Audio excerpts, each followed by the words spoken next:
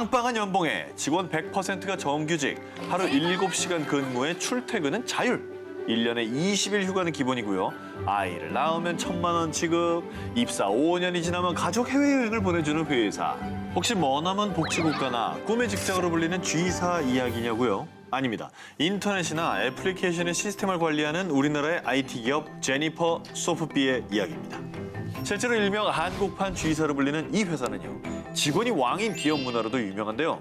식비, 간식비, 교통비, 도서 구입비, 학원 수강비까지 직원들의 자기 개발비가 회사에서 지원이 되는 건 기본이고, 몇 시간씩 자리를 비워도 청과장은 어디 갔어? 또 땡땡이야? 아우 사우나.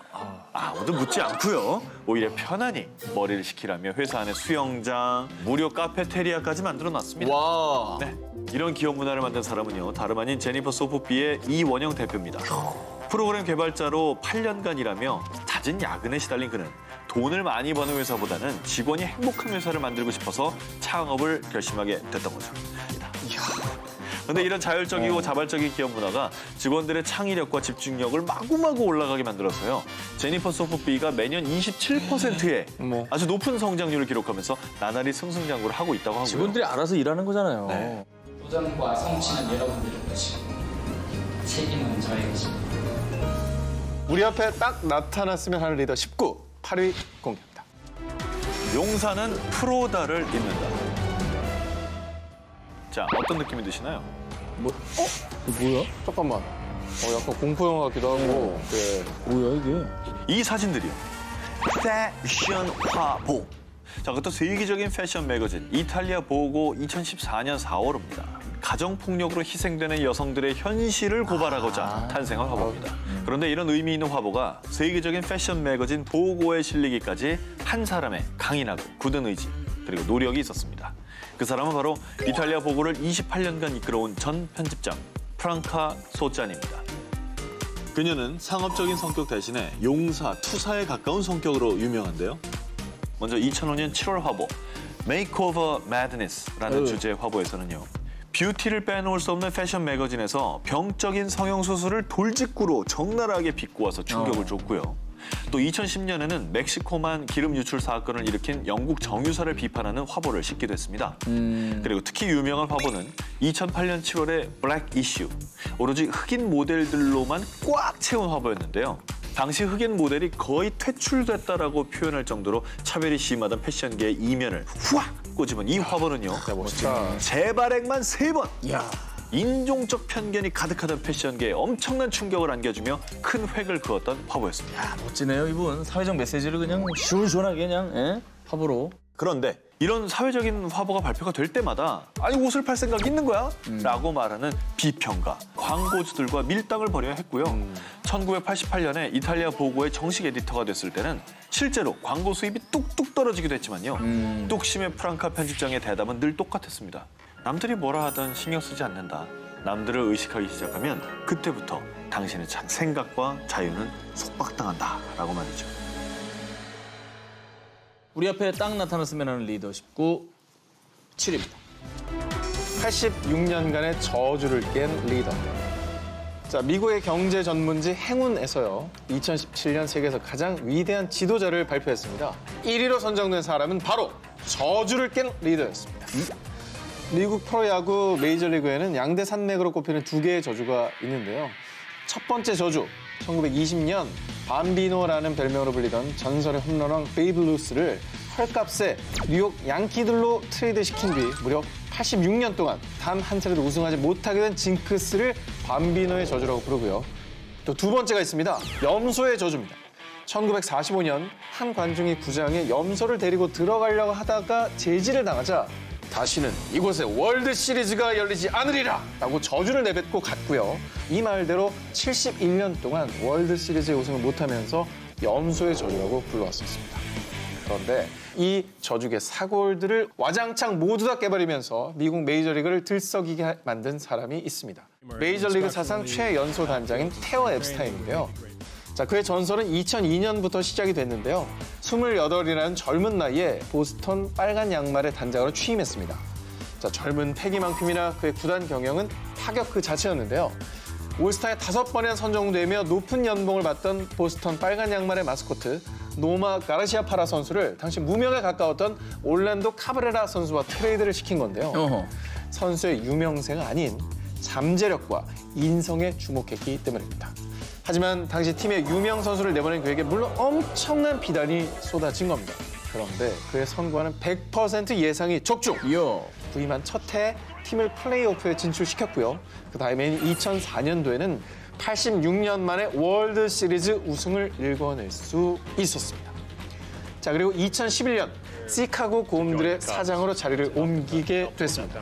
자, 이 팀은요, 저주에 걸린 팀이었습니다. 그렇죠. 대단하죠. 자, 하지만 여기서도 그의 인재 발굴 본능은 멈추지 않았습니다. 신인 드래프트 때에는 실패를 어떻게 극복하고 역경을 어떻게 헤쳐왔는지를 파악해서 인성을 바탕으로 선수를 발굴했고요. 자, 선수부터 말단 직원까지 전 직원의 의견을 경청했던 건 기본이고요. 매 경기마다 선수들을 찾아가 늘 격려해왔는데요. 자, 그렇게 포기하지 않고 선수들과 팀을 믿은 결과 지난해 2016년 마침내 시카고의 고음들은 월드 시리즈 우승을 차지하며 염소의 저주를 깨버릴 수가 있었던 겁니다. What a testament to our players. 자, 우리 앞에 딱 나타났으면 하는 리더 19, 6위로 갑니다. 허드슨강의 히어로, 인수를 펼치는 의사. 2009년 1월 미국 뉴욕의 라과디아 공항 155명의 승객과 승무원을 태운 비행기. 베테랑 조종사 체슬리 설리 설렌버거가 기장으로 있는 US 에어웨이 B1549 편은요.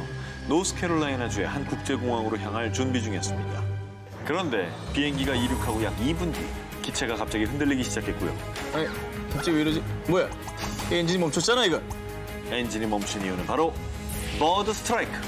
약 5kg이 나가는 거대 기러기들이 한두 마리도 아니라 여러 마리가 때로 부딪혔고요. 이 중에 2마리의 기러기가 엔진으로 빨려 들어가면서 엔진 2개가 동시에 멈춰버리고 만 겁니다. 어떡해.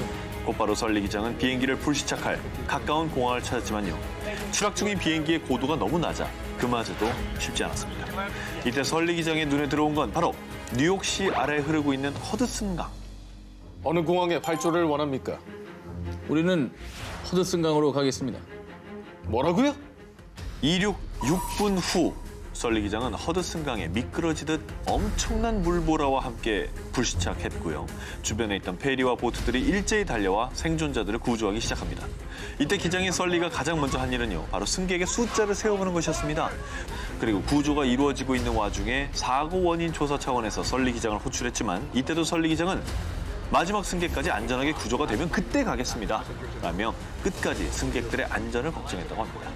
결국 비행기에 탑승했던 155명의 승객과 승무원은 단 한 명의 사망자도 없이 전원 구조됐다고 합니다. 멋진 리더입니다. 이렇게 자기 위치에서 최선을 다해 리더의 역할을 하는 분의 특종이 더 있습니다. 나 한석규 성대모사는 점수 문제. 누구신데요? 아, 죄송합니다. 똑같은데요? 예. 아, 네. 자, 바로 그 드라마 낭만닥터 김사부, 또 골든타임의 실제 모델로도 잘 알려져 있는 분인데요. 외과 의사 이국종 교수입니다. 아덴만의 영웅이라고 불리는 것처럼 의사로서 빛을 발한 그의 리더십에 대한 일화가 있었죠. 2011년 1월 우리나라의 3호 주얼리 호우가 인도양에서 소말리아 해적들에게 피랍됐을 당시에 다행히 총 21명의 선원들은 전원 구출됐지만 그 과정에서 석혜균 선장은 해적들에게 치명적인 총상을 입었는데요. 당시 오만에 급파된 이국종 교수는 석 선장이 이곳에 더 있다가는 사망할 것이라고 판단했는데요. 그래서 응급의료 전용기인 에어 앰뷸런스로 석 선장을 대한민국으로 이송할 것을 주장했습니다. 하지만 당시 국내에는 에어 앰뷸런스가 단 한 대도 없는 상황. 그리고 스위스제 에어 앰뷸런스는 빌리는 전세 비용이 무려 4억 4,800만 원이었습니다. 석 선장의 생명이 위태로운 긴박한 상황에서 국내 정부 측과 연락이 원활하게 이루어지지 못하자 청와대가 비용에 대한 지급 보증을 해주십시오. 제 이름으로라도 전용기를 빌리겠습니다. 결국 한 생명을 구하기 위한 그의 의지로 석 선장의 생명을 구할 수가 있었습니다. 사실 이국종 교수는 대학병원 중증외상센터 센터장으로 있으면서 거처 없이 떠드는 환자도 조건 없이 치료해서 적자 8억 원의 의사라는 수식어가 붙기도 했는데요. 그에겐 수술비를 낼 수 있는 능력을 따지기 전에 당장 구해야 할 생명이 더 중요한 진짜 인수를 펼치는 의사로 많은 이들의 존경을 받고 계신 분이었습니다. 진정한 리더의 역할은 이렇게 특별한 능력보다도 자신의 자리에서 최선을 다해서 제 몫을 해주는 게 아닐까 그런 생각이 듭니다. 그렇죠. 자, 우리 앞에 딱 나타났으면 하는 리더 19 이제 4위입니다. 아 이거 안 되는데. 모든 게 이제 제자리로 돌아오고 있다. 그럼요. 라는 느낌이 레트로죠, 레트로. 듭니다. 지난 2010년 8월 칠레 북부 코피아포 인근 산호세 광산에서 평소와 다를 바 없이 일하던 33명의 광부들. 하지만 평화로운 일상 그리 오래가지 않았습니다. 갑자기 굴러떨어진 바위. 이 바위는 무게만 약 70만 톤으로요. 크기가 무려 엠파이어 스테이트 빌딩의 2배였습니다. 와우. 이 바위가 정말 거짓말처럼 광산의 입구를 촥 하고 막아버린 거죠. 하루아침에 광산에 갇혀버린 33명의 광부들. 그런데 절망의 암흑 속에서 혼란에 빠진 광부 한 명 한 명과 대화를 나누기 시작한 한 사람. 바로 광부 33명의 작업반장 루이스 우르수아입니다. 절망은 절망일 뿐입니다. 우리는 반드시 구출될 겁니다. 걱정 마세요. 광산에 갇힌 광부들의 마음을 위로하기 시작한 우르수아. 게다가 우르수아 반장님이 생존에 가장 중요한 식량을요. 48시간마다 한 번씩 한 명 한 명에게 공평하게 배분을 했고요. 그 와중에 지하 공간을 작업실, 침실, 화장실로 나눠서 위생적으로 사용하게 합니다. 대단하다. 또 추가 붕괴 같은 만약의 상황에 대비해서 광부들을 3개 조로 나눠서 24시간 교대 근무를 하게 했다고 합니다. 최고다, 최고. 무엇보다 이 상황에서 침착성을 잃지 않는다는 게 정말 힘든 일이잖아요. 자비규환이거든요, 사실. 마침내 매몰 69일째가 되던 2010년 10월 13일 CNB, BBB 등등 전 세계 언론이 실시간으로 생중계를 하는 가운데 한 명 한 명의 광부가 약 2달 만에 세상 밖으로 구출되기 시작했고요. 그리고 이렇게 32명의 광부까지 안전하게 구출된 후에 맨 마지막으로 구조된 사람이 바로 작업반장이자 암흑 속의 리더 우르수아였습니다. 진짜 감동이었어요. 오늘 위대한 인물을 잃었습니다. 2006년 5월 22일 스위스 제네바에서 한 중년 남성이 숨을 거두던 날 전 세계가 슬픔에 빠졌었습니다. 세계보건기구 WHO가 총회 기간 중 추모 행사를 공식 일정으로 지정한 유일한 사무총장입니다. 바로 이종욱 전 사무총장이 그 주인공인데요. 젊은 시절부터 한센병 환자들을 위한 봉사와 연구를 쉬지 않았던 이종욱 사무총장은 1994년에는 WHO 백신국장을 맡은 이후 소아마비 발생률을 10,000명당 1명 이하로 낮추는 놀라운 성과를 기록했습니다. 그 공로를 인정받아 2003년에 WHO 사무총장으로 선출되죠. 한국인 최초의 국제기구 수장이 탄생한 겁니다. 사무총장이 된 그의 리더십은 아주 간단 명료했습니다. 옳다고 생각하면 행동하라. Man of Action, 행동하는 리더였습니다. 1년 동안 150일, 30만 킬로미터를 단 2명의 수행원과 2등석 좌석으로만 이동을 했습니다. 우리가 쓰는 돈에는 가난한 나라의 분담금도 섞여 있습니다. 그 돈으로 호강할 수 없습니다. 이거는 그의 신념이었습니다. 그리고 Man of Action으로 이룬 수많은 업적 중 정말 지금까지도 위대하게 전해지고 있는 게 있죠. 바로 3x5 캠페인입니다. 2005년까지 300만 명의 에이즈 환자 모두에게 치료제를 보급하겠다는 프로젝트였죠. 당시만 해도 그 누구도 엄두를 내지 못했던 계획이었습니다. 하지만 안타깝게도 실패하고 말았죠. 그런데 대반전은요. 캠페인이 끝난 뒤 나타났습니다. 각국의 지도자나 유명인사들이 에이즈 문제에 관심을 기울이기 시작을 했습니다. 그 결과 2008년에는 환자 300만 명 모두 치료제를 받을 수 있게 된 것이죠. 이 3x5 캠페인은 공중보건 역사상 가장 위대한 업적 중 하나로 기록되고 있습니다. 자, 심플하고 모던한 디자인의 대명사, 또 감각적인 스타일로 전 세계를 사로잡은 북유럽 감성의 대표 주자. 스웨덴의 가구 기업 이케비가 가구 업계의 공룡이라 불리며 전 세계 45개 나라에 진출한 글로벌 기업으로 자리매김한 이유. 바로 창립자인 잉그바르 캄프라드의 짠돌이 리더십이 있었기 때문입니다. 그의 재산 무려 412억 달러. 한국 돈으로 무려 47조 6억 원. 자, 억 단위로도 표현이 안 되는 조소리 나는 조만장자 회장님입니다. 자, 그럼에도 불구하고 일하러 갈 때 뭐를 타느냐? 꼭 전철을 이용하시고요. 아, 자기 건가요? 자기 게 아니라 대중교통. 아 정말 대중교통인가요? 스웨덴에서 깔아놓은 지하철을 타시고 합니다. 그리고 어쩔 수 없이 본인이 운전을 해야 될 경우에는 이게 정말로 굴러가나 싶은 1993년도식 볼뽕차를 운전한다고 합니다. 저 고등학생 스웨덴 때는. 네, 스웨덴의 뭐 국민 차량이죠. 그죠. 세상에. 자, 그런데 이런 이케삐 회장님의 지독한 짠돌이 정신에는요, 회장님의 빅픽처, 큰 그림이 숨어 있다고 합니다. 자, 그의 짠돌이 정신은 더 싸게, 더 합리적이게 소비자들에게 더 많은 혜택을 돌려주겠다는 이케삐의 굳건한 경영 원칙으로 녹여졌고요. 직원들에게 근검 절약을 강조하기보다는 자신이 먼저 실천하면서 모범을 보여주기 위한 거라고 합니다. 행동하는 리더십. 그렇습니다. 자, 바로 두 번째 1위 후보 공개하겠습니다. 자, 60대라도 정정하다 못해 창창한 청년 취급을 받는 이 클래식 지휘계에서 새파랗게 어린 28살의 명문 LA 필하모닉 오케스트라의 최연소 상임 지휘자가 된 젊은 마에스트로 구스타보 두다메, 그리고 17나이에 유례 없이 그것도 남미 출신의 최초로 베를린 필하모닉에 입단한 콘트라베이시스트 에딕슨 루이스. 지금 전해드린 두 사람의 공통점은요, 두 음악가 전부 베네수엘라의 엘 시스테마 출신이라는 점입니다. 기적의 오케스트라라는 명칭으로 더 유명한 엘 시스테마는요, 1975년 전과 오범의 소년을 포함한 11명의 단원을 시작한 이래 베네수엘라의 저소득층 어린이를 구제하기 위한 무료 음악 교육 프로그램. 클래식의 불모지였던 베네수엘라의 헌법에 모든 국민은 음악을 배울 수 있는 권리가 있다라고 명시까지 하게 만들어버린 베네수엘라의 상징이 된 운동이라고 할 수 있습니다.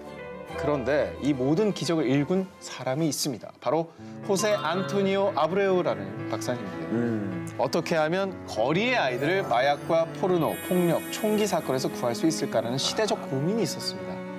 그리고 그 고민을 푼 열쇠는 바로 음악이었습니다. 범죄에 노출되고 물들어가는 아이들을 설득하고 또 설득해 오케스트라 단원으로 참여를 시키면서 자연스럽게 규칙을 그리고 조화를 이루는 방법을 배우게 했고요. 그 속에서 내 악기, 그리고 내 역할에 대한 책임감을 갖게 된 겁니다. 그 공로를 기려서요, 아브레우 박사는 2009년 음악의 노벨상이라 불리는 스웨덴 왕립음악원의 폴라 음악상을 수상했고요. 엘 시스테마에선 그를 두고 아이들을 인도하는 빛으로 부른다고 합니다.